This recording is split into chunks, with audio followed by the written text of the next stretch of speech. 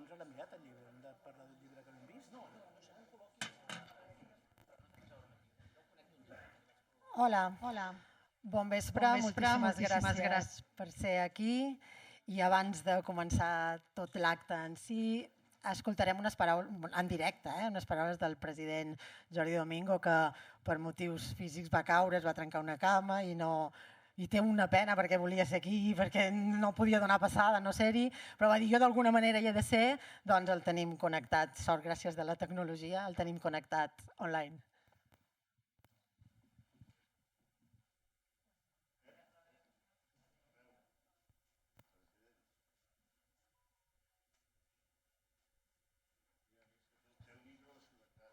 President, Tim, podem aprendre...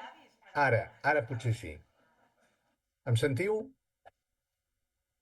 Bé, deia molt bona tarda a tothom. Bona tarda, presidenta Laura Borràs. Molt bona tarda als ponents, tant el Damià Clot com el Jaume Alonso Cuevillas.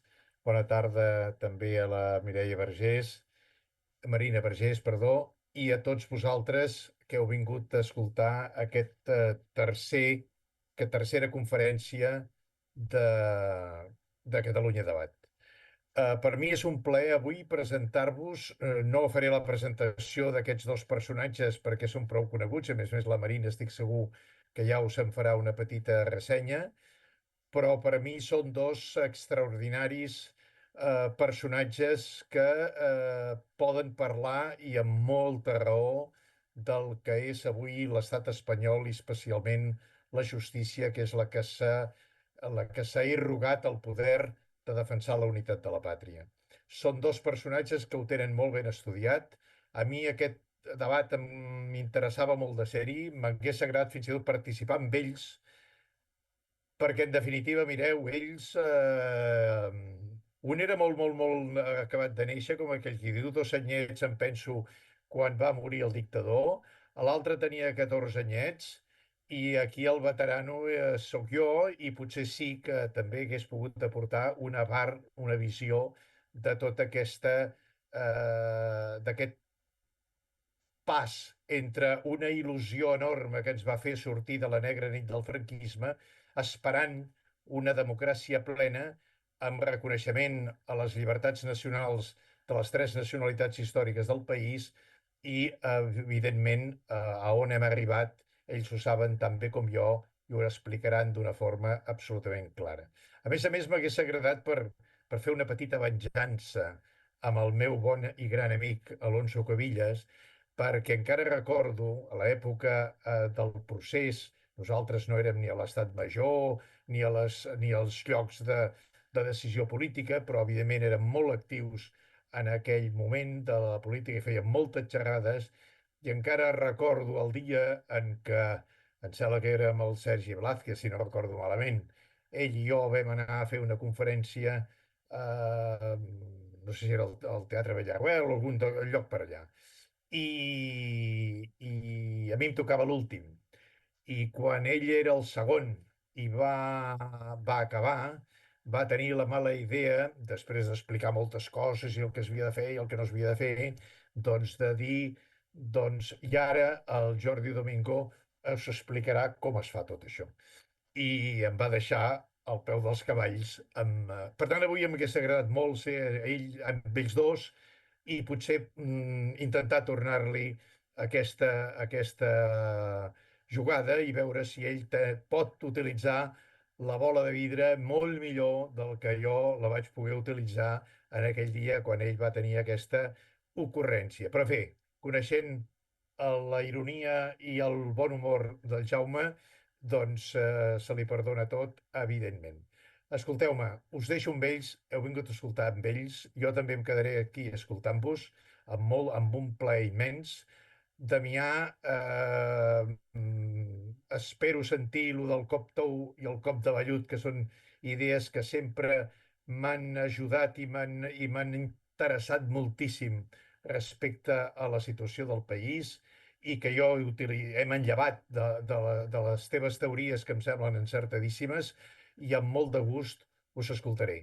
Moltíssimes gràcies a tots, a vosaltres per fer la conferència i a participar en aquest debat, i a tots vosaltres que assistiu per ser altra vegada amb nosaltres, amb el Consell de la República i en aquests debats del cicle de Catalunya Debat. Moltíssimes gràcies.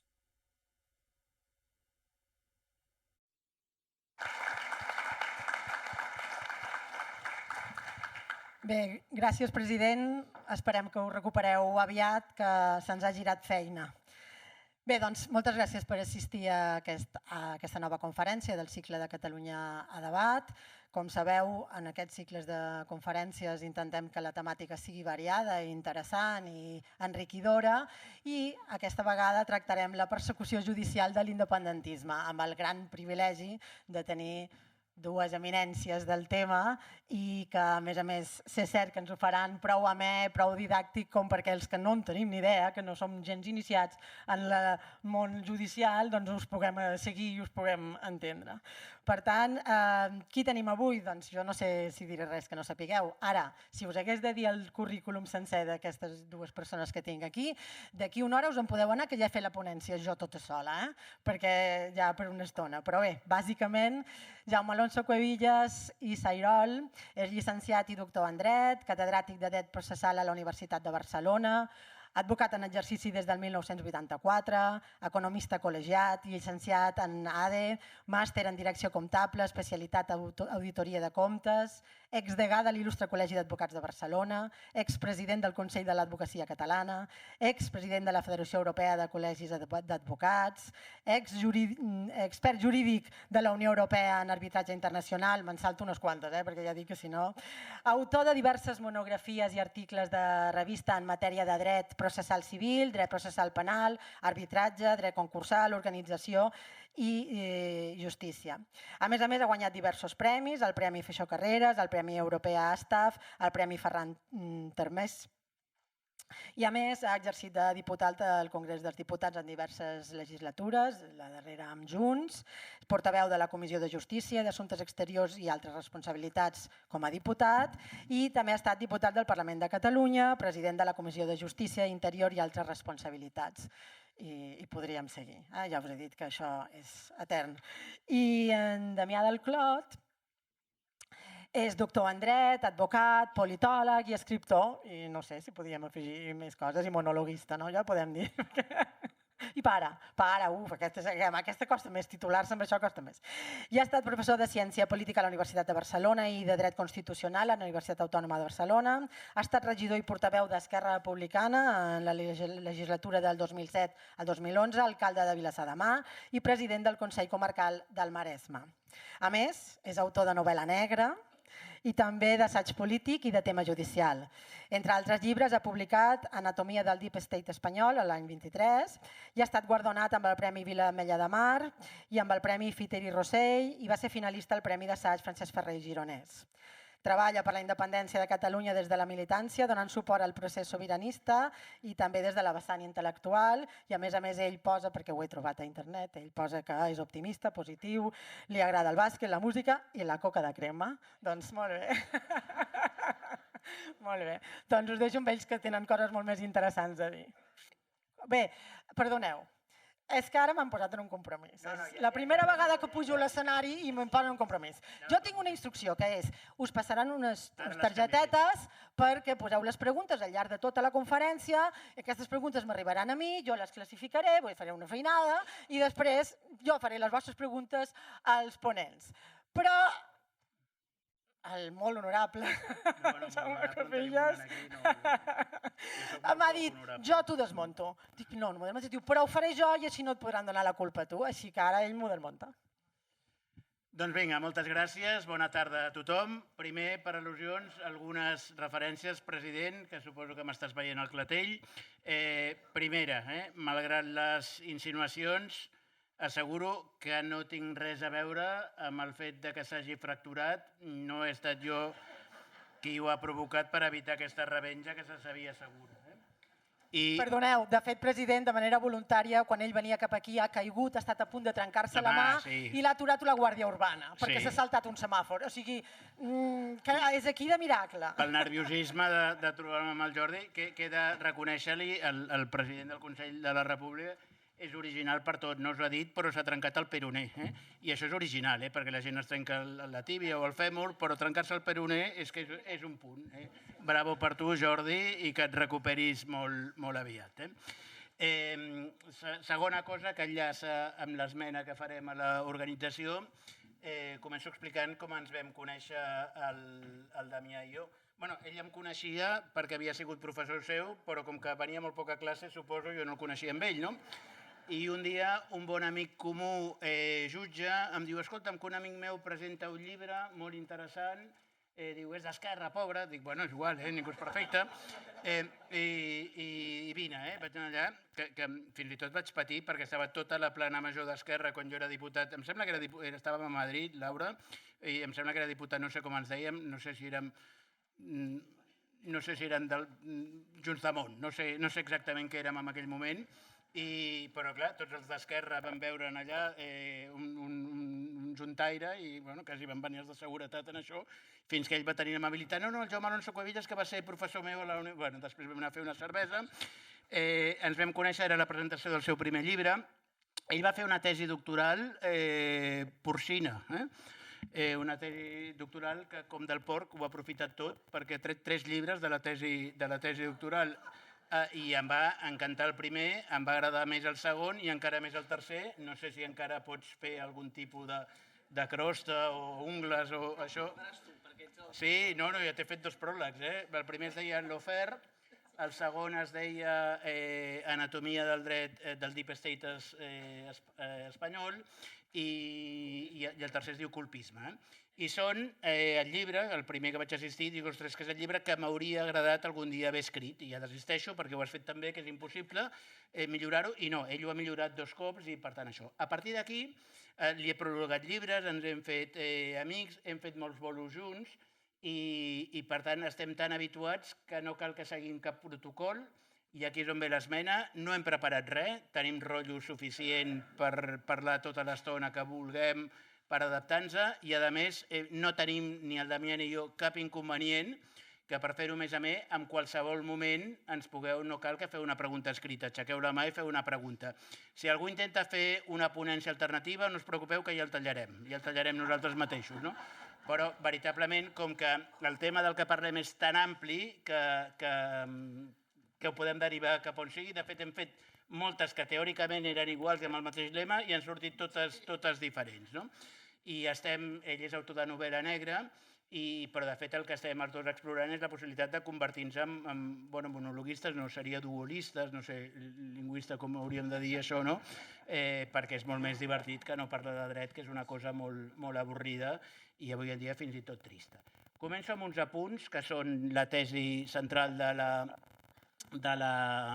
dels llibres de la trilogia del Damià, per explicar on som. El dret, que dius, a veure si ens ho enteneu i ho puguem entendre.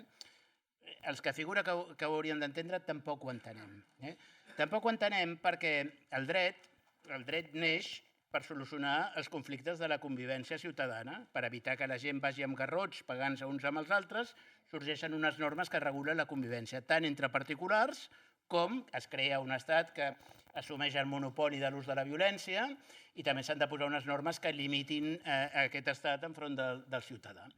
Per tant, les normes jurídiques haurien de respondre al sentit comú i quan una norma jurídica, que és el que va començar a passar a partir de l'any 17, no respon al sentit comú general, és que alguna cosa trontolla. No és que tu no sàpigues prou dret i per tant no ho entenguis, és que alguna cosa està malament perquè quadra amb el sentit comú. I què és el que passa aquí? El que s'explica a l'Ofer i molt millor a l'Anatomia del Deep State, que el dret que neix, sorgeix per solucionar conflictes, com que té també una dimensió punitiva, quan l'Estat crea la jurisdicció és una forma de, ara et diré algun petit tecnicisme, d'evitar l'autotutela, evitar que arreglem les coses a garrots, i per tant l'Estat assumeix el monopoli de la tutela judicial per evitar que ens anem pagant o com l'OES a trets anem solucionant els conflictes i això va unir també del monopoli de la força i per tant el poder judicial i els militars,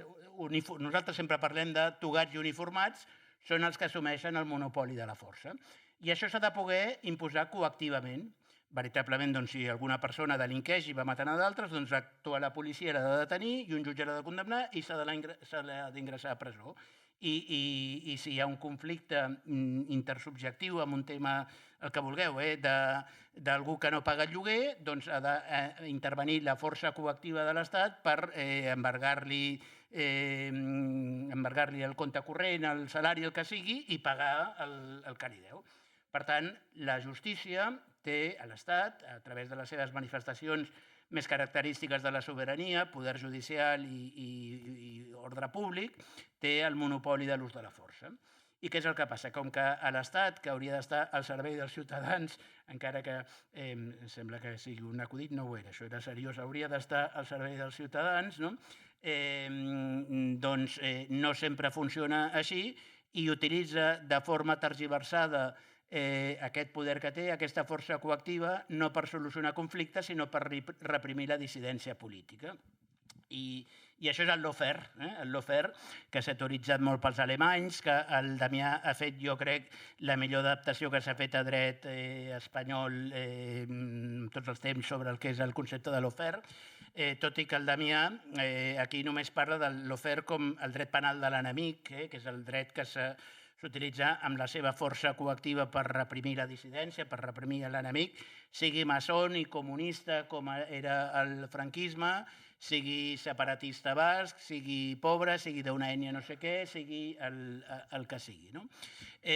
Espanya per això ha anat més lluny, perquè a més del dret penal de l'enemic ha creat una nova categoria que és el dret penal de l'amiguete, perquè també serveix al poder judicial pels xanxullos del que afecta el règim, aquests els tapem i no els perseguim.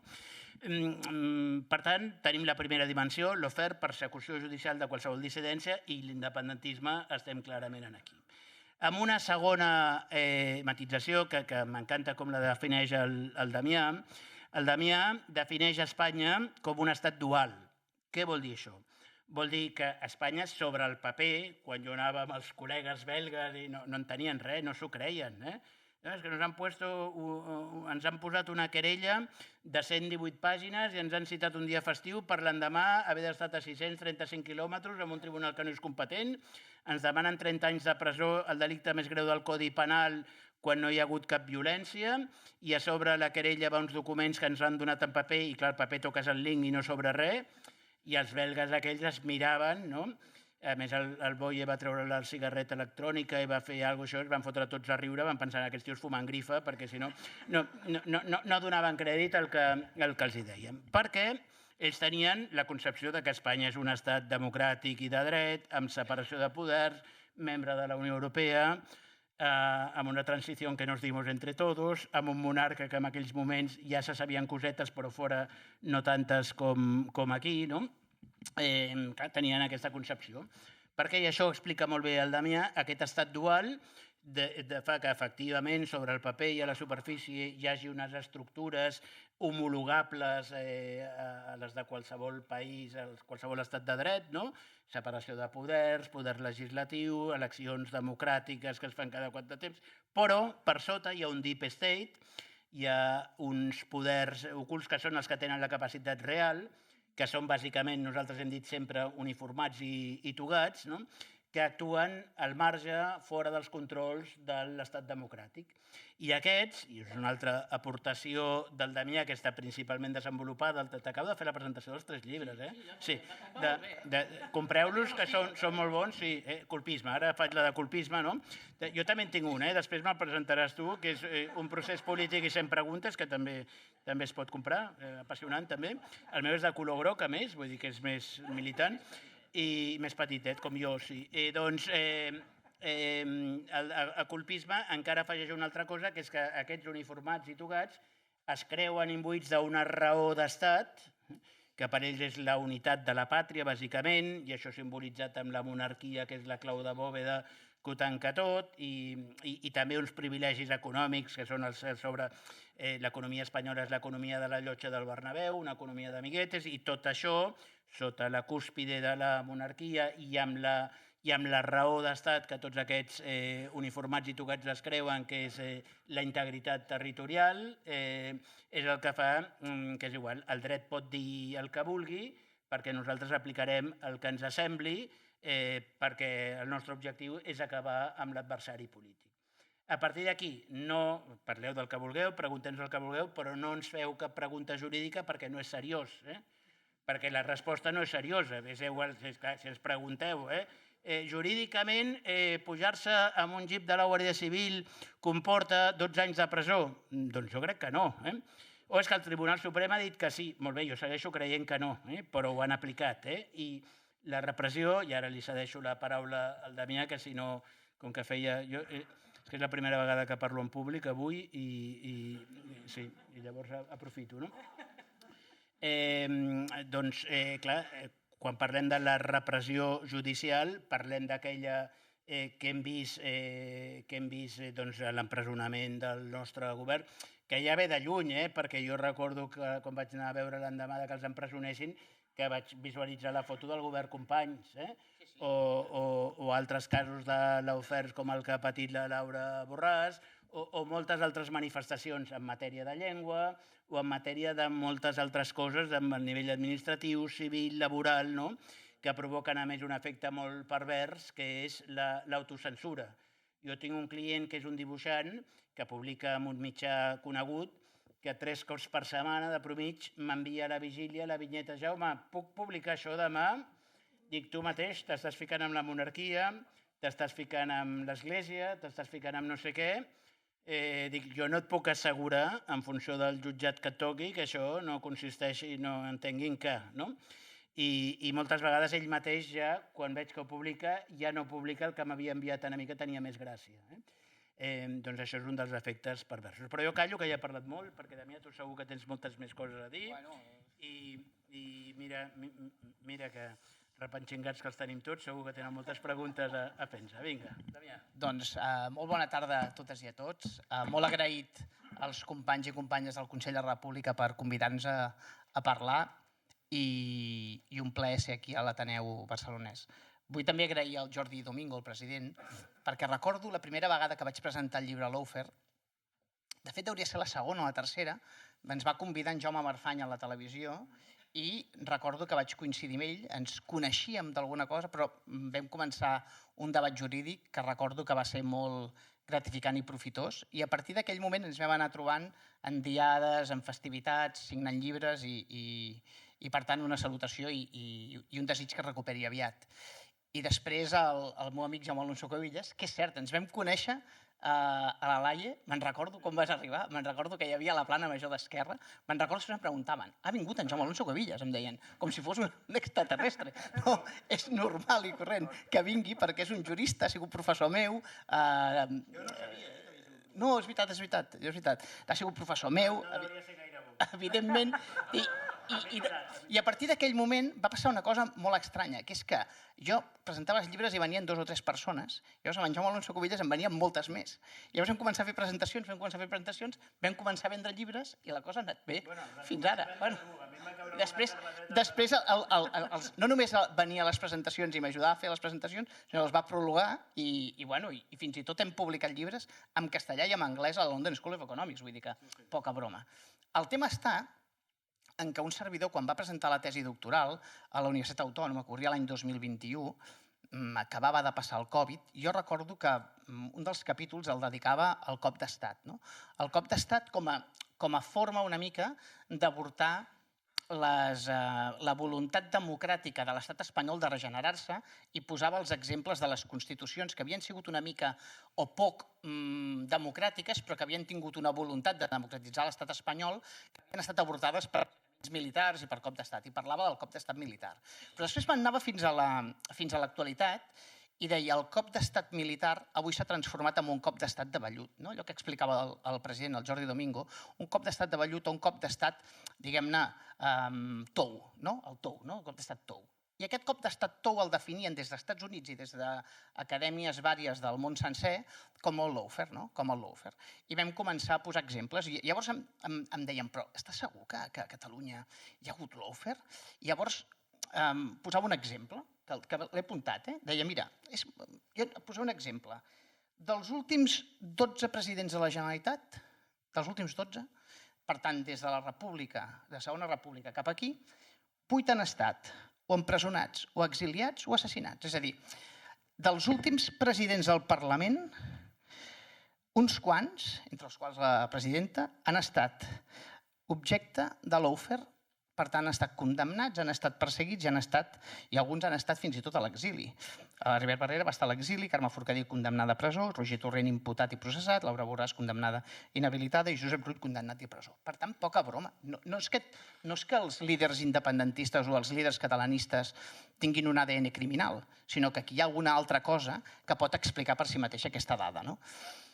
Jo crec que quan parlem de lawfare hem de parlar de dues maneres diferents d'enfrontar-se al catalanisme en les seves diferents vessants, ja sigui el republicanisme, ja sigui el tradicionalisme, ja sigui el separatisme, ja sigui el nacionalisme. És a dir, hi ha hagut, jo crec, dues grans maneres. Una, quan Catalunya ha intentat avançar en el seu autogovern, a partir de qualsevol expressió que se li pugui donar aquest avançar amb l'autogovern, sempre ha estat perseguida, reprimida i sentenciada. I si no posem exemples, el 6 d'octubre del 34, ho deia el Jaume abans, tot el govern Companys a la presó, 6 d'octubre del 34. En les eleccions de febrer del 36, cop d'estat del 18 de juliol. Les eleccions del 18 de febrer del 36 també és un èxit del catalanisme. Cop d'estat del 18 de juliol. Quan el primer Estatut d'Autonomia d'ençà de la Constitució del 78 comença a caminar, es produeix un cop d'estat del 23F, però el més important és el que fa el Tribunal Constitucional amb la primera sentència, que és l'avançada a la sentència que vindrà a l'Estatut, que és la 481. La reforma de l'Estatut del 2006 acaba amb la sentència del 2010, els dos referèndums acaben amb sentències del Tribunal Constitucional, l'aplicació del 155 acaba amb sentències del Tribunal Constitucional, per tant, és una constant. I el mateix passa quan líders independentistes o líders catalanistes lideren un avançament en l'autogovern, lideren un referèndum, lideren una consulta, la justícia es posa pel mig. Per tant, la justícia, o el bloc de poder, allò que diem nosaltres, els uniformats i els togats, que són el bloc de poder juntament amb l'Església i amb la policia, que també són uniformats, tant els dos altres. I l'Església també. L'Església també, l'Església també. Són el gran bloc de poder que creen aquest monstre que, com deia el Jaume, es mobilitza de forma violenta sempre que l'independentisme toca allò que ha dit el Jaume, la raó d'estat. I què és la raó d'estat? La raó d'estat es subjecta amb tres grans principis. Un principi que ells consideren sagrat, que és un principi... Els constitucionalistes diem que hi ha la Constitució material i la Constitució formal. La Constitució formal és aquella Constitució que tothom veiem que està escrita, que té els seus articles... Perdona'm que no em resisteixo. Quan dius els constitucionalistes, que entengui tothom que estàs volent dir els que sabeu de dret constitucional. No aquests que s'autoanomenen constitucionalistes, que s'haurien d'anomenar tribunal constitucionalistes, que no l'han llegida, i si l'han llegida no l'han entesa... I que el que fan és els defensors del Sant Grial. Les persones, diguem-ho així, que intentem explicar la societat des dels principis de la Constitució. Hi ha la Constitució formal, però després hi ha una Constitució material, que en diuen contraconstitució, o que són els angles morts de la Constitució, que són aquells principis sagrats que estan per sobre la Constitució, que estan per damunt fins i tot de la Constitució, i que en Jaume abans deia la raó d'estat. Quina és la raó d'estat? És aquest principi sagrat que l'article 2, que és un article que resumeix tota la història, tots els dimonis, tota l'ADN del monstre d'Espanya, que és aquest principi d'unitat. Aquest principi sagrat d'unitat que no comença amb la Constitució del 78 ni amb la del 31, sinó que se'n va molt cap a l'edat mitjana i que forma part de l'ADN d'aquest monstre que forma part del cos de la història d'aquest monstre, principi d'unitat. I què simbolitza el principi d'unitat? El rei, la monarquia, la corona. La corona és el símbol de la unitat. I com s'expressa aquesta unitat? A través de la sobirania única. Hi ha una sobirania única que és indivisible, que és inalienable, que no es pot destruir, que no es pot ni discutir. Fins i tot hem arribat al punt que els parlaments ja no poden discutir sobre qüestions que tinguin a veure amb la unitat de l'Estat. És a dir, és una cosa tan sagrada que els parlaments no poden debatre, no poden discutir, no poden presentar mocions, no poden presentar interpel·lacions, no poden expressar-se lliurement sobre un principi que és el principi d'unitat. i evidentment, el símbol, que és la corona, i el principi de sobirania, que també s'expressa a través d'aquesta raó d'estat. Quan algú toca aquesta raó d'estat, el monstre desperta. I el monstre desperta, per dir-ho així, expressant-se fora de l'ordenament jurídic. És a dir, l'ordenament jurídic queda arraconat i, per tant, qualsevol cosa, qualsevol forma de lluita està acceptada. I aquí entra el lawfare, entra la policia patriòtica, entra el dret penal de l'enemic, entra el dret processal de l'enemic, entra el dret de l'amiguet que explicava el Jaume, entren les investigacions prospectives, és a dir, hi ha tot un seguit per dir-ho així, d'esfera que no té res a veure amb el dret i fins i tot s'atreveixen a dir, a fer dir a les lleis allò que no diuen o dir allò que sí que diuen, o no dir allò que sí que diuen. I per tant ens trobem amb un marge d'actuació que els juristes, com explicava el Jaume, ja no sabem ni com enfrontar-nos, ni com explicar-ho, ni com poder-ho enfrontar. Per exemple, la llei d'amnistia, que ha estat interpretada pel Tribunal Suprem, doncs hi ha dues interlocutòries, una, la que eleva la qüestió d'inconstitucionalitat del Tribunal Constitucional, i després una altra, que arriba a dir que no empobrir-se és el mateix que enriquir-se. Vull dir, unes coses que són absolutament delirants. Llavors arriba un moment que quan hem d'ensenyar el dret a les universitats, com deia el Jaume, ja no sabem ni exactament què explicar, perquè arriba un moment que no... Això t'ho has dit més d'una vegada, no? Sí. Com expliquem als alumnes què és la Constitució, com es defensa, quins són els instruments que té l'Estat de dret al seu abast per poder defensar-nos de l'arbitrarietat de l'Estat. Em va regalar un nas de pallasso per quan he d'anar a explicar a la facultat determinades coses, no? Perquè és que és molt més pervers, eh? Abans els cops, quan no eren tous, sinó que eren durs, tothom ho entenia. Eren visibles, sí, eren visibles. Com l'1 d'octubre va ser visible i va escandalitzar a tota Europa veure la policia colpejant ciutadans pacífics. Però, clar, quan els hi arriba una sentència de 130 pàgines, és molt difícil, això. I et dic, la feinada, quan vam començar tota la batalla a l'exili, la feinada era convèncer els nostres advocats. És que no ens creien, ens miraven, no els hi quadrava, perquè tenien aquesta imatge d'estat de dret i tot partia d'una presó normal. El Tribunal Suprem d'Espanya ha dit una sentència, ha dictat uns altres, unes presons, per tant, això és una cosa molt justificada. És molt més greu quan ho fan sota l'aparença, sota la vestimenta del dret, perquè llavors li donen com una aparença de legitimitat. És molt més difícil explicar-ho portes enfora, no? Hem anat fent foradet, però costa molt. Bueno, és que el tema del cop d'estat de vellut és un cop d'estat que no es percep com a tal. És a dir, la gent veu uns togats que s'expressen amb un llenguatge tècnic, que són educats, que tenen bones maneres, però que al final estan canviant l'ordenament jurídic per formes no previstes. Dins l'ordenament jurídic estan fent dir les lleis allò que no diuen, no estan aplicant el dret, apliquen el dret que els dona la gana, interpreten les lleis de forma que no és democràtica i, per tant, fora del que és el Codi Civil que diu com ha d'interpretar les lleis, i, per tant, ens situem en un terreny de joc molt complex, que són persones que en aparença venen a fer el bé, són un servei públic, són un poder judicial i realment sota la toga tenen un esperit colpista, perquè ara feia referència a dues interlocutòries del Tribunal Suprem que interpreten la llei d'amnistia. Els propis magistrats del Tribunal Suprem, quan argumenten no aplicar la llei d'amnistia, diu que s'aplicarà la llei d'amnistia a uns colpistes que acabaran... És a dir, la llei d'amnistia no ve aquí a resoldre res, perquè aquests senyors ho porten a l'ADN i aquests senyors acabaran fent el que han vingut a fer perquè són colpistes. Això és un raonament, en teoria, jurídic. Si algú té curiositat, jo tinc un canal de YouTube divertidíssim, es diu el canal de Jacques, aprofito ja que no vendrem llibres per vendre el canal de YouTube, on tinc una intervenció de 4 minuts, que és la vista d'apel·lació al Tribunal Suprem contra la interlocutòria del Llarena que ens denegava l'aplicació de l'amnistia.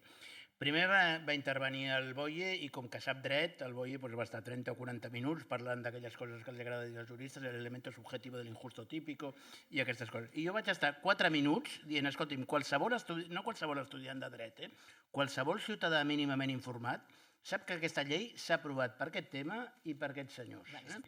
Vostès saben que aquesta llei s'acabarà aplicant. Els llibres d'història perquè s'acabarà aplicant, acabaran algun dia explicant que quan una llei que era claríssima, els agradarà o no, però que el poder legislatiu va determinar una sortida política en un conflicte, va haver-hi un grup dels funcionaris i especialment magistrats, els deia parlant-li de vos, de vuecencias, que es van resistir a aplicar la llei, que van fer una resistència numantina, i vosaltres veureu de quin costat de la història voleu ser jutjat. No s'atrevien a mirar-me, perquè és que no, era una cosa tan...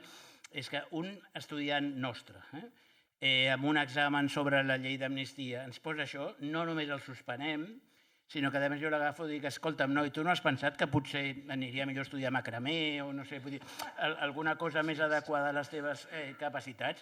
I això ho diuen gent que figura que en sap. I per tant, no s'atrevien, insisteixo, a mirar-me a la cara perquè els hi vaig dir prevaricadors, no els hi vaig dir amb aquestes paraules perquè m'haurien detingut en allà mateix, però els hi vaig dir esto es dictar una resolució injusta sabiendas, no? Que és la descripció del tipus penal de la prevaricació. No? Deixa'm que et faci una pregunta. Perquè jo l'altre dia estava intentant escriure el capítol d'un llibre, d'aquests llibres que deriven de la tesi, Porcina. Ara ja fa xips. No, i estava pensant, tu que vas bastant a Madrid, perquè l'última vegada que vam parlar jo estava a Santiago de Compostela i tu estaves a Madrid agafant l'AVE.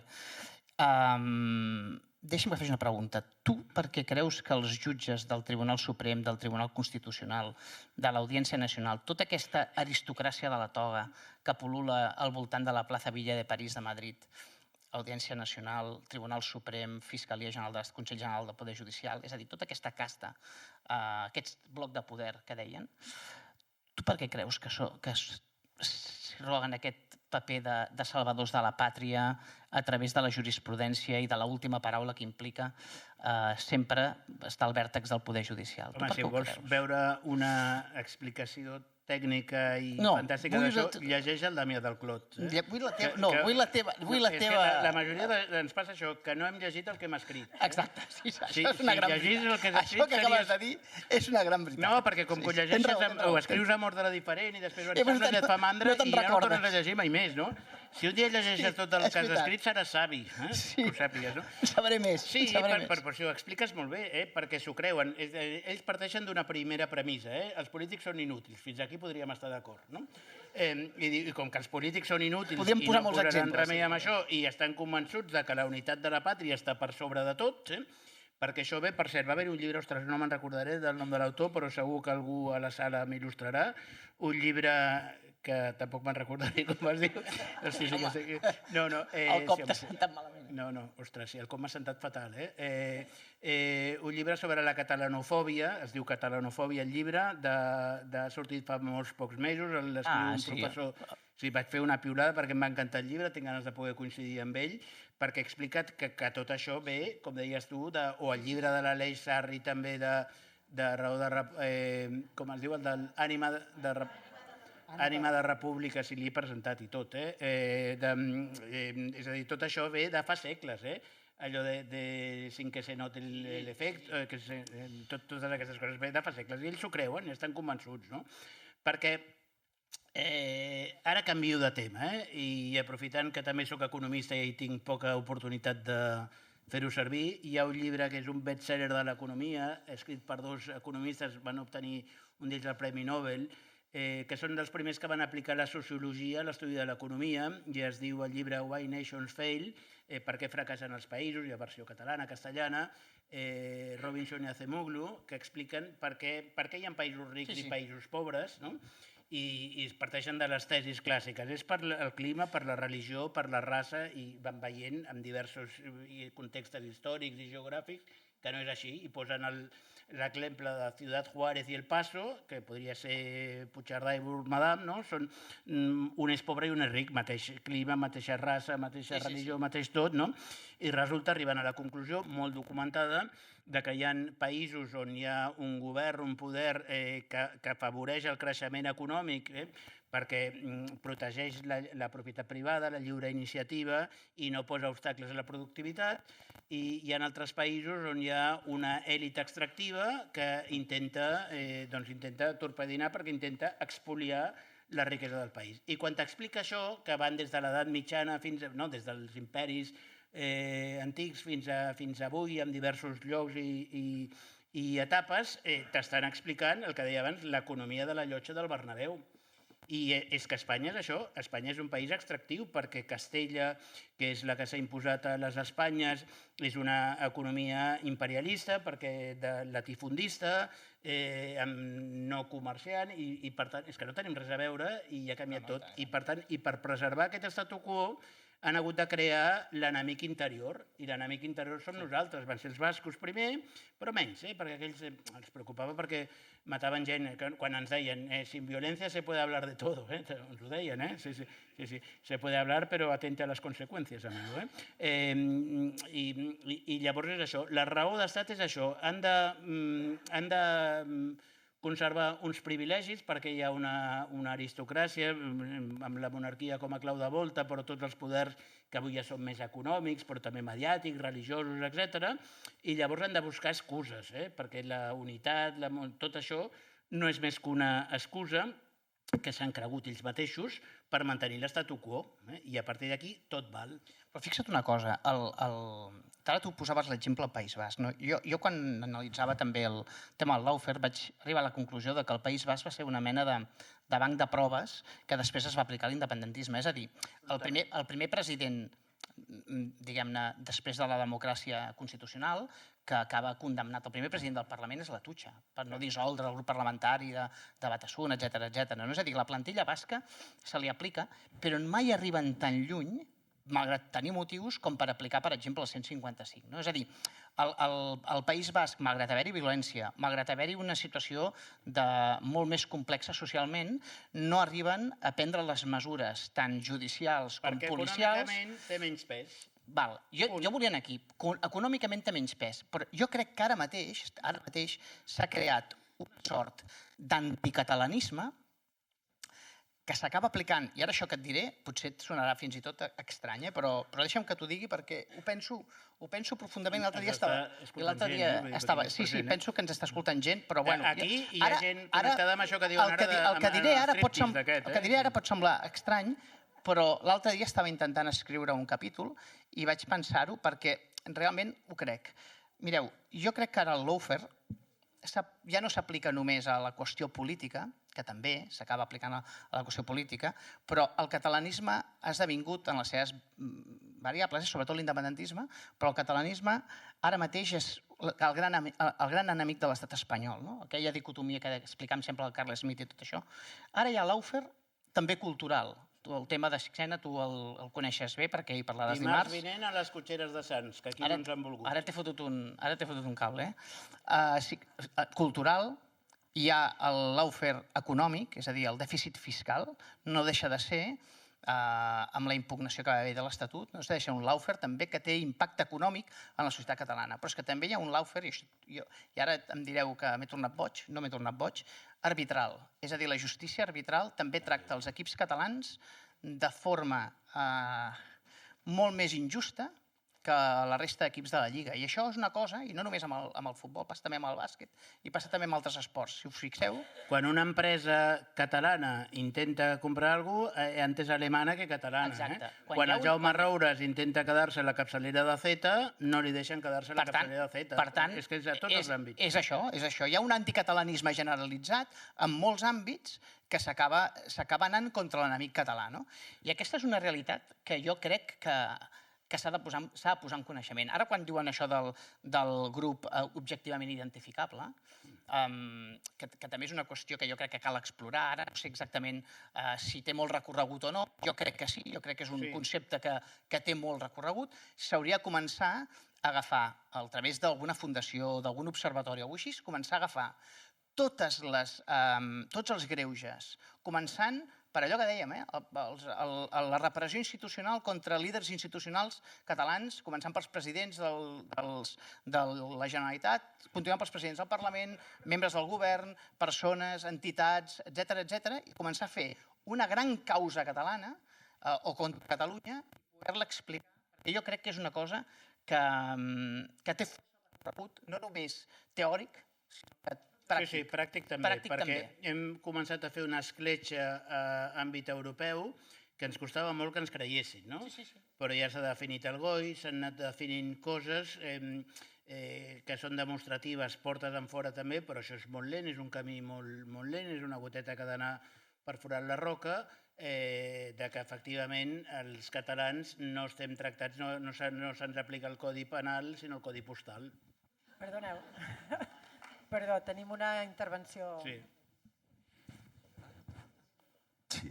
Sí.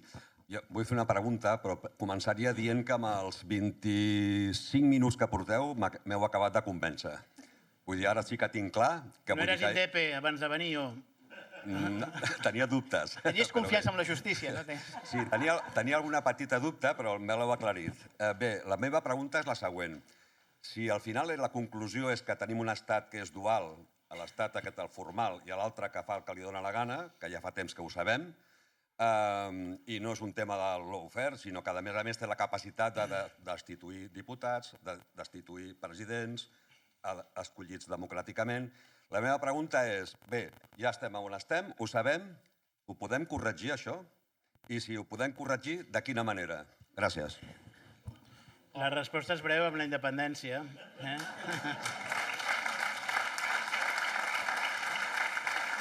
Que amb la independència que arribarà, malgrat tots els malgrats, el Damià diu que és optimista i de nosaltres dos és el pessimista, perquè jo sóc molt optimista. Ara estem en un moment ball, quan ell deia quin percentatge dels presidents de la Generalitat han acabat això condemnats, exiliats o inhabilitats, i ara dic, treu el percentatge traient els presidents socialistes, puja.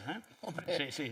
Doncs, clar, ara estem en un moment ball on manen socialistes a tot arreu. 8 de 9. Sí, i acabarà... Però això acabarà patant. L'1 d'octubre suposa un punt d'inflexió tan important. Fins als anys 12-13, quan es començava amb tot allò de les primeres manis, que la primera mani, l'Artur Mas venia de demanar el pacte fiscal i la gent surt al carrer i no diu volem pacte fiscal, no, diuen independència, no? Però segurament, abans de l'Estatut, de la sentència, per aquelles èpoques, si Espanya ho hagués fet bé i aquella seducció, clar, per seduir ens posen a la Soraya, estava condemnat al fracàs, això, no? Però si Espanya ho hagués fet bé i ens ho hagués seduït, probablement hauria hagut una part important dels catalans que haurien acceptat un encaix a Espanya, no sé, amb una fórmula federal, confederal, no ho sé, no? Però Espanya ho ha fet tan malament que ens ha deixat sense sortida. I això ha creat un punt d'inflexió tremendo, perquè com que ho medim per resultats electorals.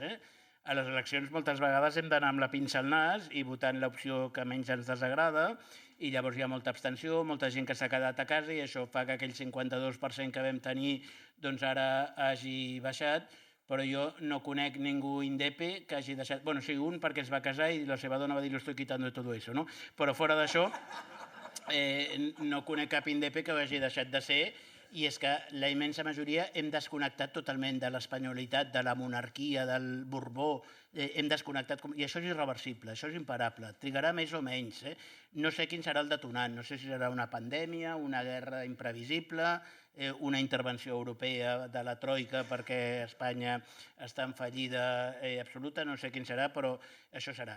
I jo sempre, he fet diverses xerrades d'aquestes amb el, no sé si és nebot o nebot net del Deulofeu, el Deulofeu va dir el del 29, però sempre amb el seu nen nebot, en Juli Gutiérrez Deulofeu, ens discutim, ell diu que el Deulofeu el que va dir que el 29 és la caiguda de l'imperi espanyol, i això és matemàtic. I llavors el Juli Gutiérrez Deulofeu i jo ens discutim si això és la causa o la conseqüència de la independència de Catalunya. Ell diu que és la causa, que primer caurà l'imperi espanyol i després serà la independència de Catalunya. Jo, que sóc més optimista, dic que primer serem independents i això provocarà un efecte dòmino a tota la cornisa cantàbrica i altres llocs que acabarà provocant la caiguda de l'imperi. Però és igual, si en comptes del 28 és el 30, també ho signo, però és que és... Creieu-me, és imparable. Malgrat tots els malgrats, hem desconnectat prou perquè això ja és absolutament imparable. I afegiré una altra cosa que ara potser us sorprendrà. Espanya és un gran país, no només territorialment gran, sinó, jo recordo, quan fèiem el judici del procés i érem molts advocats i anàvem a dinar, a sopar, ens veien, de vegades ens acompanyava algun diputat que era una cara coneguda perquè sortia per la tele i tal, mai vam tenir, l'altre dia ho parlàvem amb el Jordi Pina, que ens vam trobar en un acte, mai vam tenir cap incident. Algú ens mirava a la cara, mira los catalinos, no sé, parlàvem en català, se'ns veia clarament. I al revés, normalment ens trobàvem amb algú que deia, oye, no nos dejéis solos, si os vais, llevadnos con nosotros. És a dir, a Espanya hi ha molta gent molt maca. Espanya té molts problemes, un dels problemes que té és aquesta força xucladora del Madrid DF i que està provocant tot el problema de l'Espanya vaciada que tant ens vam trobar quan estàvem de diputats al Congreso, no? I tindrà un problema això. És a dir, el problema no el tenim amb Espanya ni amb els espanyols, hi han de molt bordes, com aquí també hi ha gent molt borde, però el problema el tenim amb la Corte i amb la gent que fa seguidisme de la Corte. I, per tant, serem independents i això provocarà, és que serà molt bo per a Espanya, perquè provocarà una regeneració quan es puguin treure d'aquest jou que tenen, d'aquesta èlit extractiva que està impedint que Espanya pugui ser un país molt més pròsper. Però deixa'm que et faci un apunt. El tema judicial, jo vaig al tema judicial, el tema judicial no el canviaràs. L'alt poder togat, aquest no el canviaràs. Perquè jo he analitzat la judicatura de la restauració fins aquí i són els nets, dels avis, és a dir, hi ha una estirp anclada en el poder, defensora d'aquesta raó d'estat que comentàvem, i a més, el sistema d'accedir a la justícia és un sistema d'oposicions memorístiques, que és un biaix ideològic conservador, i a més, els seus referents ideològics són referents ideològics que ja els avis tenien, perquè se'n van estudiar a Alemanya en l'època dels nazis, es van enamorar dels juristes alemanys que explicaven això de la raça i que condemnaven per no sé què i tal, i aplicaven l'estat dual, i per tant, això no ho canviarem. Això és impossible. Jo crec que és una qüestió, l'alt poder togat, aquest que domina les altes esferes de la justícia política, de la política de justícia. Si tu llegeixes una obra del Goethe que es diu Alecmont i et parla del duque de Alba de l'època, es deia Álvarez de Toledo. Però vull dir que pel que fa al tema judicial, no. I el tema polític, jo trobo... Jo soc l'optimista pessimista d'aquí, però és veritat, jo trobo molt a faltar. No us ho recordeu? El procés, moltes diuen, comença el 2012 amb la manifestació del 11 de setembre. El procés, com a pròpiament dit, no comença tampoc el 2010 amb la sentència del Tribunal Constitucional. Comença abans. Arenys de Munt. El 2009. És quan comencen a gestar-se totes aquestes consultes municipalistes que creen grups que comencen a debatre sobre sobirania fiscal, sobre dèficit fiscal, etc. Es comencen a crear xarxes i el procés triomfa perquè hi ha un bagatge municipalista que fa aflorar el procés amb tota la seva dimensió potent, intergeneracional, de dalt a baix, etc., que va eclosionant. Però hi ha una escola molt bona, que és l'escola de les consultes municipalistes que es fan des del 2009 a Arenys de Munt, que acaben a Barcelona i que es fan gairebé arreu del territori català. I fora de... És a dir, jo diria que arreu dels països catalans es fan consultes. I això jo ho trobo a faltar. Jo ho trobo a faltar. Perquè ara estem desanimats, deprimits, destrempats, però tornarà... Que jo vaig participar a les de Vilassar de Mar, encara no era alcalde ni res, però era militant de base i tal, jo això ja no ho he vist i ho trobo a faltar. A veure... Sí, hi ha unes preguntes, Començarem per aquesta noia, sisplau, posa't. Bueno, jo crec que, malauradament, em torna a ser una mica la quota jove, perquè, com gairebé sempre, fa molts anys que dius ja no ets tan jove, Correcte. Em queda poc. No, però bueno, això. Justament vinc a fer una mica d'èmfasi en una cosa que dèieu vosaltres i també parlant també de temes judicials. El jovent es va trobar el 2017 entusiasmat amb la causa de l'1 d'octubre, no? El 2019 arriba la sentència, passa tot el que passa aquí al costat d'Urquinaona. Molt jovent rep les conseqüències, el 2017 també, però bueno. I llavors ara ens trobem que després d'aproximadament gairebé 10 anys tornen a haver-hi uns joves il·lusionats que estan creant un espai social per tornar a lluitar per la independència o tornar-se a sumar a la lluita per la independència, però també trobes una altra part de la generació que els diu aneu en compte, que no es passi res. O sigui, tens una part d'un jovent gran, per dir-ho d'alguna manera, amb por, per què va viure, i després tens una part d'un jovent il·lusionat amb ganes de fer coses, que és el que a nosaltres ens alegra, no? Que és hi ha relleu, que és el que sempre diem. No? Llavors, què els diríeu a aquests joves que tenen ganes de fer coses a nivell, per temes jurídics, perquè pel dret de manifestació, el dret a la vaga, etc, que també han rebut conseqüències ja. Mireia. Fem l'altra pregunta i contesteu les dues. Ah, sí, endavant, sí.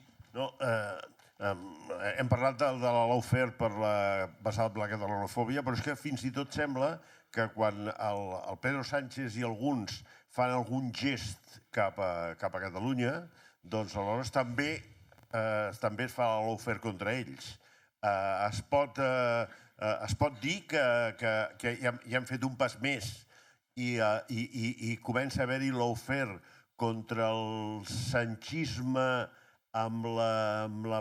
degut a la seva, encara que sigui tan petita, actuació procatalana?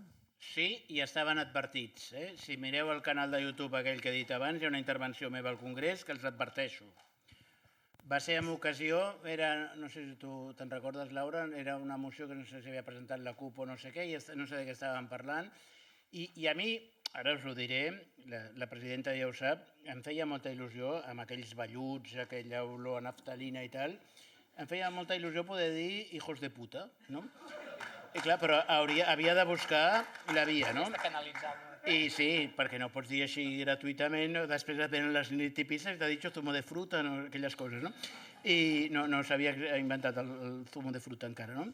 Y vaig a aprofitar una intervención para decir es que cuando hay un grupo de militares en la reserva que en un chat dicen que hay que fusilar a 27 millones de hijos de puta, en seguit me'ls vaig quedar mirant els del PSOE i els de Podemos, que te'n recordes, els deia traguemos, ¿no?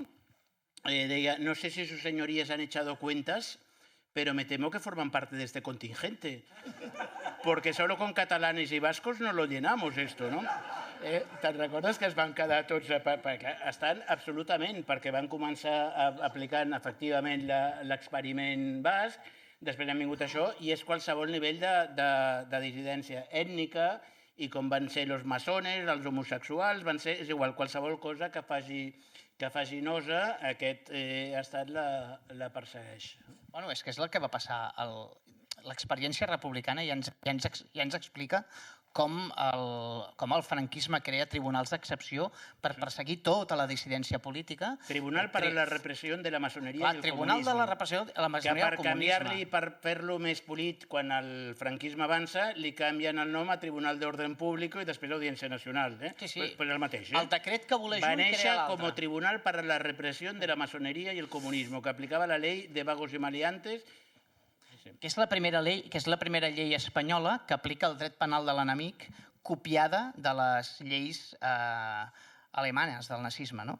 Crea el Tribunal de Responsabilitats Polítiques, crea lleis expressament per limitar la dissidència, aplica la jurisdicció militar a fets civils, aplica l'article de rebel·lió contra expressions polítiques, és a dir, tot això el franquisme, diguem-ne, i de fet es podia anar més enrere, la Inquisició ja perseguia per motius polítics, ja eren tribunals que perseguien per motius. Tot això està inventat. Sí, deien tribunals de tumultos.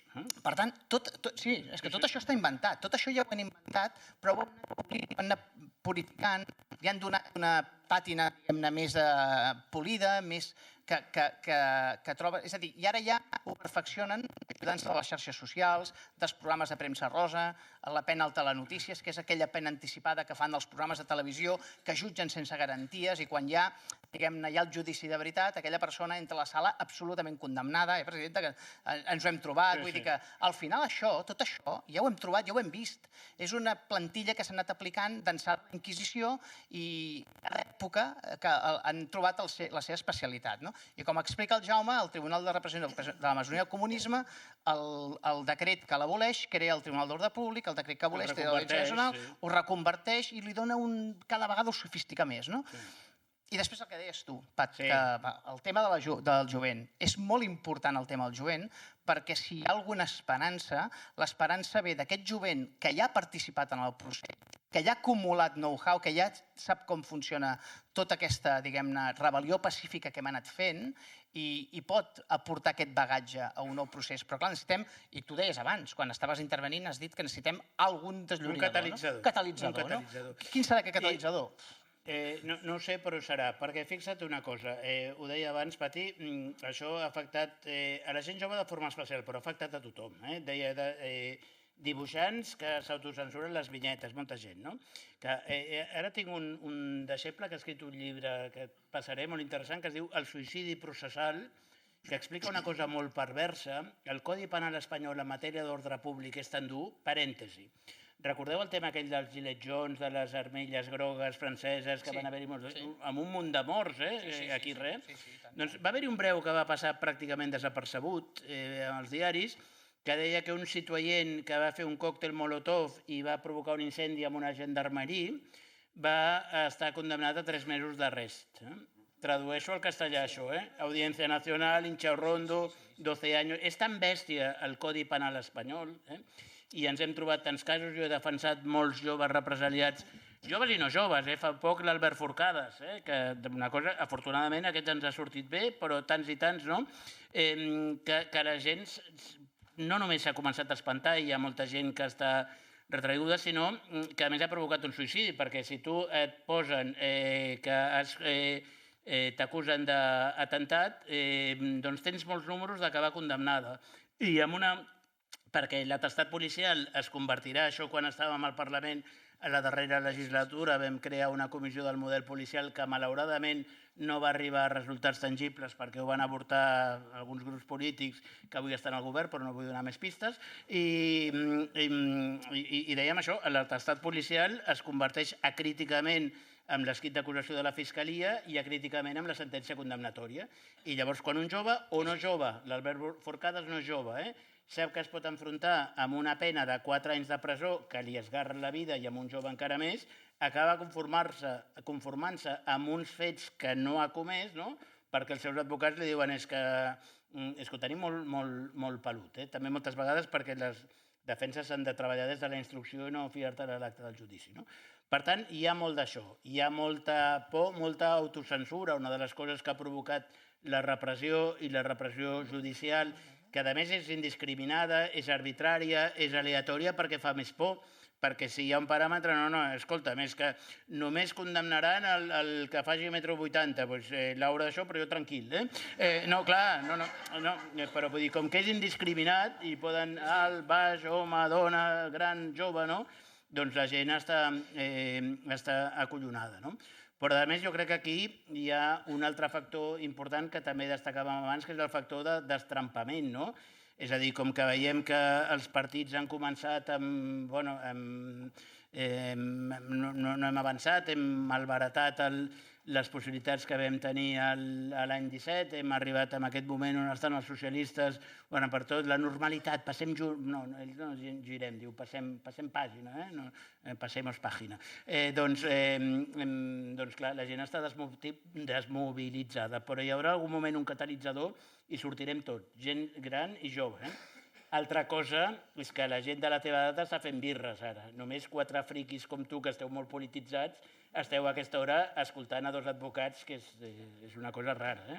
Però escolta, tu has dit molt breu, seré breu. Tu has dit una cosa que és molt important, que és un dels efectes del lawfare. Lawfare té, entre els molts efectes que té un efecte exemplificant en el moment de demanar penes i en el moment de sentenciar penes, exemplificant i dissuasori. És a dir, si voleu tornar a fer això, passareu per l'Audiència Nacional, pel Tribunal Suprem, us demanaran 15 anys de presó, us aplicaran el dret penal de l'enemic, la rebel·lió, la sedició, etc. Us embargaran el patrimoni. I us embargaran el patrimoni, us posaran fiances altíssimes que no podeu pagar, ni vosaltres, ni els vostres pares, ni els vostres avis, i tot el que cobreu durant la vostra vida us serà embargat, etc. I això és un dels efectes del lawfare. Jo recordo quan va passar tot això, jo era alcalde, i el secretari de l'Ajuntament recordo que em demanava, quan arribi el ple, ojo amb el que dieu al torn de pregs i preguntes, ojo amb compte amb les resolucions que aproveu, amb els debats que feu, perquè tot això està prohibit pel Tribunal Constitucional perquè ha adreçat una resolució que ha penjat i que té efectes de tothom, erga omnes, etc. I això és complicat. Lluitar contra això és complicat. És a dir, com deia el Jaume, una persona jove que li imputin un delicte d'aquesta naturalesa, la pena que implica, coi, no és agradable d'enfrontar-ho. Però és que, a més, és molt difícil mobilitzar-se si no saps com. És a dir, aquí sempre és convenient recordar que tots individualment podem fer moltes coses amb els nostres hàbits de consum, on tenim els comptes corrents, amb quines companyies tenim els subministres. Podem mantenir el català en qualsevol circumstància, podem fer moltes coses individualment, però mobilitzar-se col·lectivament és difícil quan manca un lideratge i tots voldríem, tots els que estem aquí. Los catalanes hacen coses, però fem coses molt rares. Us posaré dos exemples. Un, suposo que aquí hi ha gent molt viatjada. Vosaltres coneixeu algun lloc del món, el Perú, Austràlia, el Canadà, el Japó, on la gent tingui com objecte de decoració a casa seva una urna? No funerària, una urna de... Som un poble raret, primera cosa, no?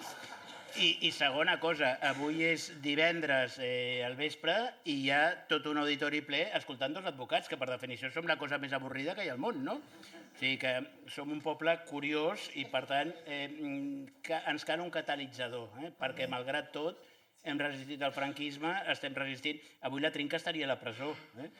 Sí, clar.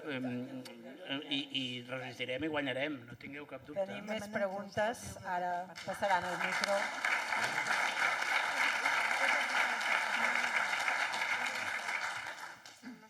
Perdó, bona tarda. Jo sempre m'he preguntat si no hagués... O sigui, què hem blanquejat el procés, el judici.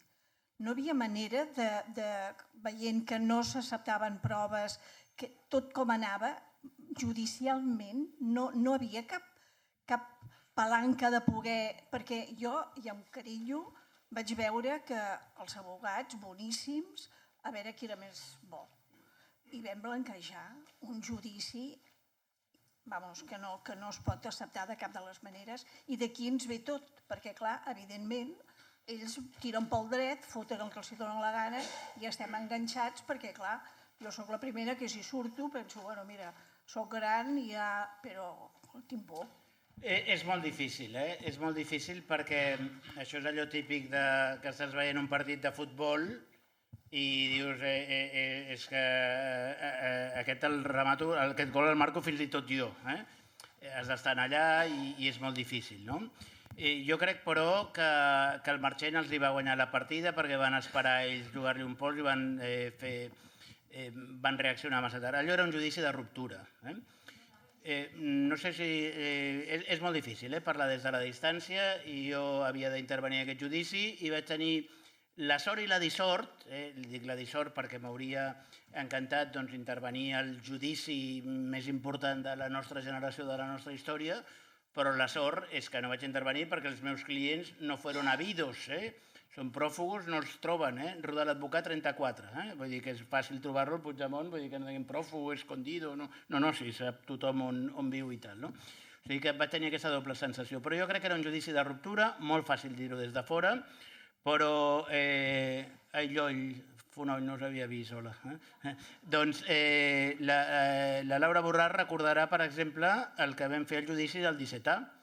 El judici del 17A era un judici de ruptura perquè volíem blanquejar també que allò no havia estat, que no hi havia cap implicació, que no hi havia cap implicació de l'Estat, i el primer dia vaig tenir un enfrontament, també està al YouTube, un enfrontament amb el jutge d'allà, que li vaig fer perdre els papers, perquè en un judici així saps que no et pot expulsar.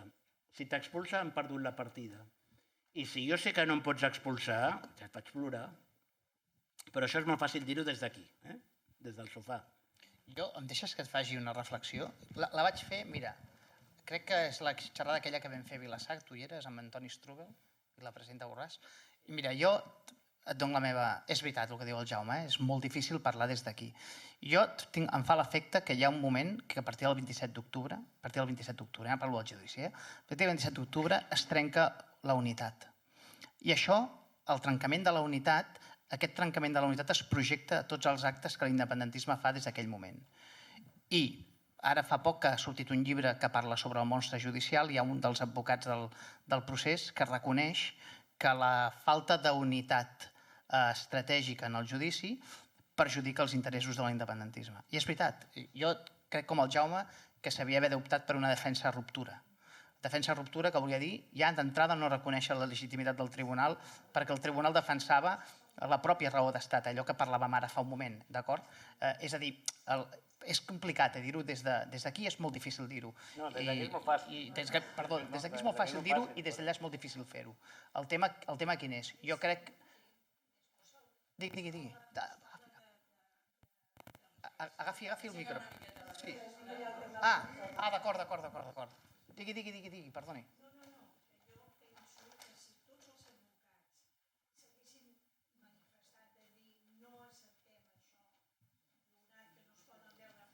Jo no sé, vull dir, aquí un dels advocats importants era el Benet Salellas, que és un gran advocat, que a més ha escrit un llibre que és l'adaptació del gran llibre sobre el judici polític del Verger. Del Jacques Vergés. Sí, que és la millor adaptació que s'ha fet, i era un advocat que tenia la capacitat, en tots els sentits, per fer-ho, no?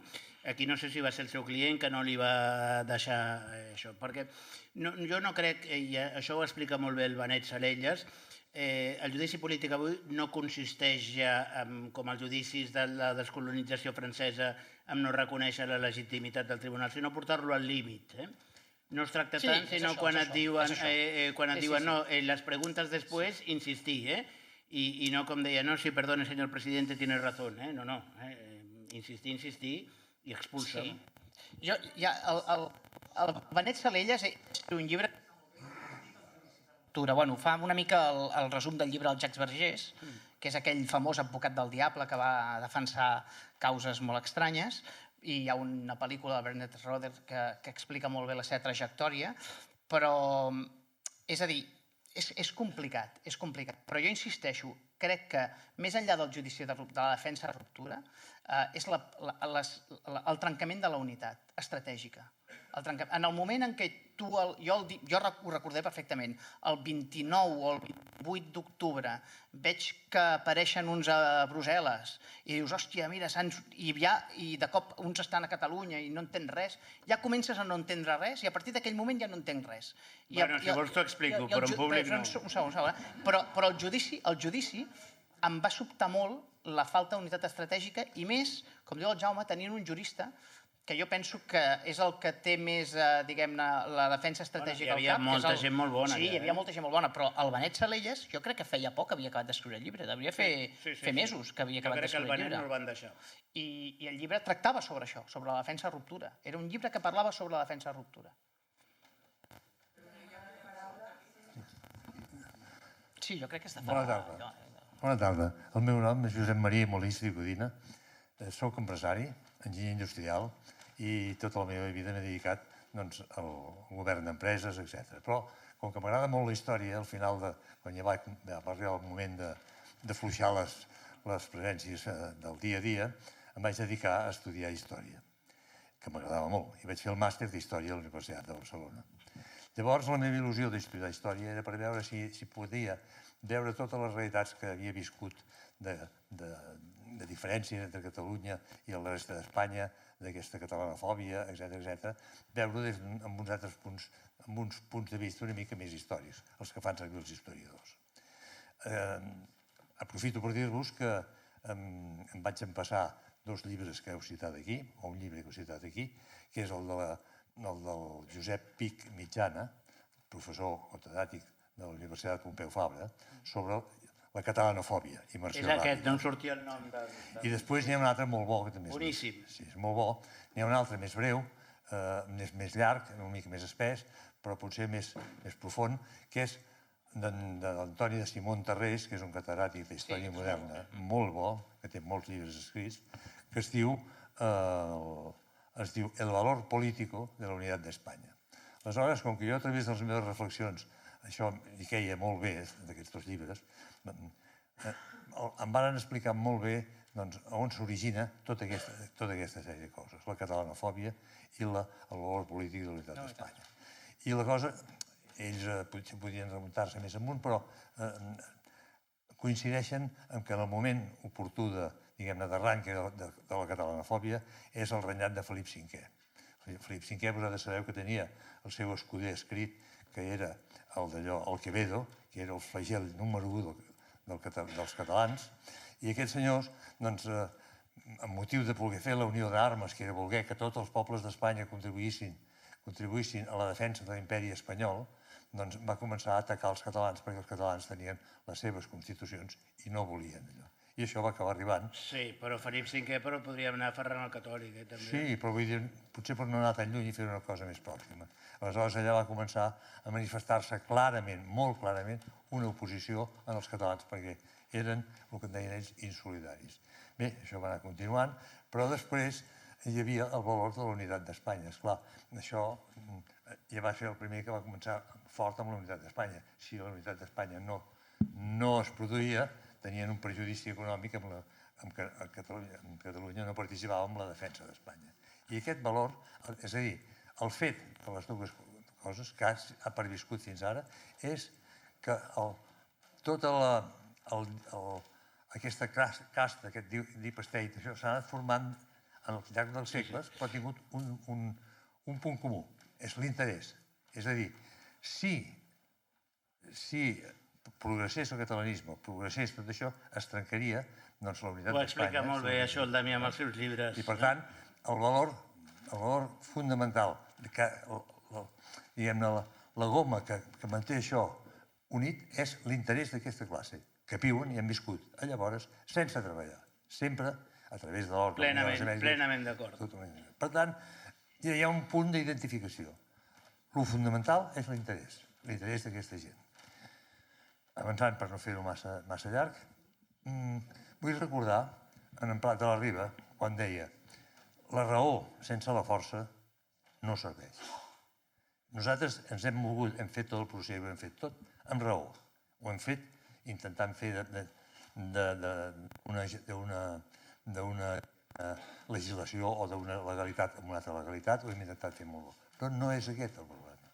Plenament d'acord, però vull afegir que ho tornarem a fer i ho guanyarem. Sí. Jo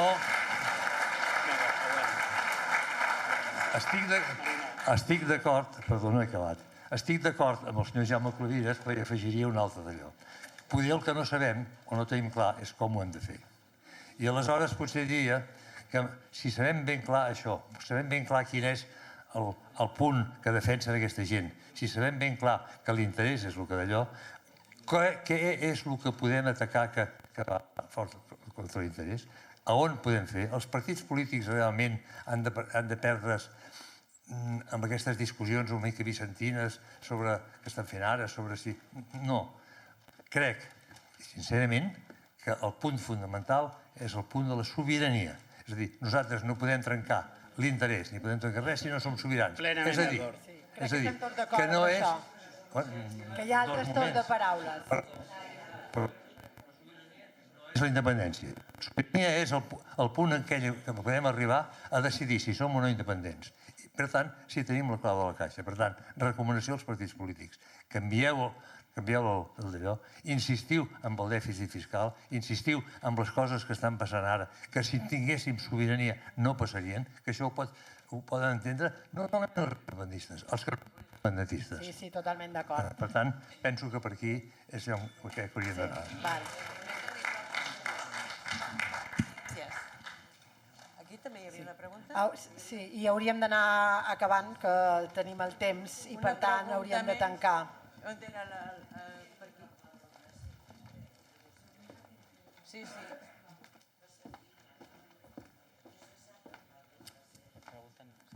Sisplau, faci una pregunta el més concreta possible, que se'ns han portat molt temps ara. Sí, perdó. Jo volia fer dues preguntes, no sé si serà possible. Bueno, però si són així rapidetes, tindrà temps, si no? Una, quan el Tribunal d'Ajuste de Cuentas persegueix els nostres dirigents... Sí, perdó. Quan el Tribunal d'Ajuste de Cuentas persegueix els nostres dirigents per suposats enriquiments del procés, com és que no surt per als medis de comunicació, en bucle dia sí, dia també, el Rajoy durant el 155 que va dir que els espanyols podien estar tranquils, que de diner públic no s'havia gastat ni un sol euro. L'altra qüestió és per què no anem per la via Nacions Unides. Vaig anar a veure una conferència d'en Jordi Castellà, va ser molt interessant i sembla que és potser com tenien que haver fet el procés, d'anar a demanar primer a les Nacions Unides el reconeixement al dret a ser un poble independent, a decidir, i després fer el procés, el referèndum. I un petit comentari, això és la meva opinió, a Europa i a Espanya, a Madrid, saben molt bé que el dia que Catalunya sigui independent, l'endemà tenen a les portes de Madrid els homes de negre d'Europa picant la porta a veure com s'ho faran per pagar el dèficit, igual com varen fer en Grècia. Gràcies. Moltes gràcies per la pregunta. Plenament d'acord. La via de la resolució 1416 jo crec que és una via que també hem de seguir. En Jordi Castellà ho ha explicat molt bé. No és l'única, però també l'hem de seguir. És el Comitè de Descolonització de Nacions Unides. Recordem que les diverses declaracions de drets humans comencen a dir que tots els pobles tenen dret a la seva llibertat, i això ara es reinterpreta dient que això es va escriure, que és cert, en època de descolonització, però com sempre diu el Damià, que aprofita per fotre un latinajo sempre que pot, ubilec non distinguet, nec nos distinguere debemus, on la llei no distingeix, nosaltres tampoc hem de distingir i no ho diu. I per tant, és una via que és molt explorable. Per què els mitjans no diuen? Per la mateixa raó que els tribunals fan dir a les lleis allò que les lleis no diuen. Exactament això. El dia que vinguin els homes de negre estaran preocupats per Espanya i segurament ens ho faran pagar. Segurament el moment en què independitzem ens faran pagar el deute i ens sortirà caríssim, perquè diran, miri, vostès en quant a PIB són el 25, en quant a població el 20, en quant a no sé què, en quant a territori el 18, doncs 25 més 18 els toca pagar el 48. Serà caríssim, però quedar-se a Espanya és molt més car. Molt bé, perfecte. Damià, Jo, molt breu. Jo la via Nacions Unides no hi crec, no crec que no és explorable, i jo crec que la via explorable és l'obligació, no em facis dir com, de celebrar un referèndum. Ja l'hem celebrat, que és l'1 d'octubre. Però això pot arribar des de la 14-16. Sí, però jo no ho veig massa factible. Mira, el 9 de novembre de 2014, celebrem un referèndum que no està, diguem-ne, avalat pel Tribunal Constitucional perquè en declara la inconstitucionalitat. Uns dies abans hi ha un referèndum legal que celebra Escòcia, pactat, acordat amb el govern escocès, aleshores Alex Salmond, amb el David Cameron, hi ha un referèndum pactat amb les regles del joc pactades. Aquest referèndum, Escòcia no el guanya per poc. Jo la por que tinc ara mateix és que ens deixin celebrar un referèndum i no guanyem. És la por que tinc. Per què? Perquè si celebrem un referèndum tal com estem ara, no el guanyarem. I és la por que tinc. Jo crec que la independència arribarà perquè no sé exactament com anirà. I estem d'acord que hi haurà algun catalitzador que farà que obliguin a Espanya a celebrar un referèndum. Jo tinc la por que aquell dia no el guanyem. Aquesta és la por que tinc. Bé, moltíssimes gràcies. Ha estat un plaer. Fa una hora i mitja que som aquí i tot i ser un tema legal que no dominem, jo m'hi estaria una hora i mitja més. Però no acabem així, Jo discrepo, el guanyarem.